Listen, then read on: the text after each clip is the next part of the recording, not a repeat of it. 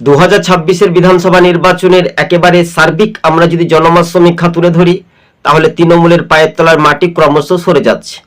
আপনারা জানেন 23শে এপ্রিল যখন আমরা দেখার একটা অপেক্ষাতে ছিলাম, তো ঘটনাস্থলে সেটাই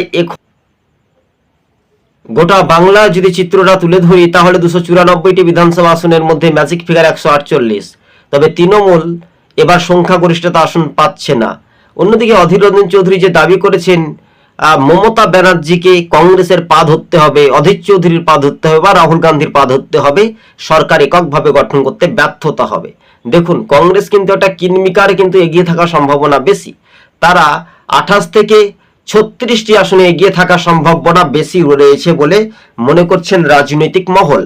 তবে এমনটাই বলছে। তবে তৃণমূল খুব হলে 130 পার করতে পারবে না, 120তেই দম কিন্তু এটকে যেতে পারে। তবে এই 120 থেকে 125 আসনে তৃণমূল পেতে পারে। তাহলে বামেরাও কিছুটা আসন পাচ্ছে, তবে বিজেপি পাচ্ছে বা হুমায়ুন কবিরের দল বা অন্যান্য রাজনীতিকরা সেইভাবে মাজা মজবুত বা শক্তি প্রয়োগ করছে। মালদা, মুর্শিদাবাদ, উত্তর দিনাজপুর, 2 চব্বিশ পরগনা, এছাড়া আশেপাশে বীরভূম থেকেও কংগ্রেসের একটা ভালো ফলাফল ইঙ্গিত হতে পারে, বিজেপি ভালো ফলাফল করতে পারে। তো বঙ্গের রাজনীতি চিত্রতে তৃণমূলের যেভাবে ভোট লুট করতে না পারায়, তাই একটা ভোট ব্যাংক কিন্তু একটা ভালো হয়েছে বলে মনে করছেন রাজনৈতিক মহল। আমাদের সবুজবঙ্গ নিউজ স্বাভাবিকভাবে যে সমীক্ষাগুলি তুলে ধরেছিলাম, ভালো করে মনোযোগ দিয়ে শুনলে নিশ্চিন্তে বুঝতে পারবেন যে তৃণমূলের অবস্থা কোন জায়গাতে এসে দাঁড়িয়েছে। তৃণমূলকে আমরা পরিষ্কারভাবে বোঝাতে চাইছি, আপনাদের ক্ষমতা কিন্তু বিদায়।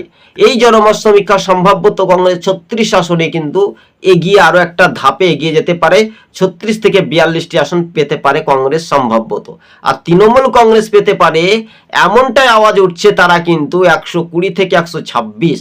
তাহলে কিনমিকার বিজেপিও কিন্তু 100 ধাপে কিন্তু 100 একটু কম বেশি আসন তারাও পেতে পারে, এমনটাই বলছেন রাজনৈতিক মহল। তাহলে বাংলাতে কি তিরসংখ্য হচ্ছে? এই নিয়ে কিন্তু সংখ্যালঘু ভোটেই বড় একটা থাবা বসাচ্ছেন হুমায়ুন কবিরের দল। ধন্যবাদ। সবুজবঙ্গ নিউজ চ্যানেলটি ভালো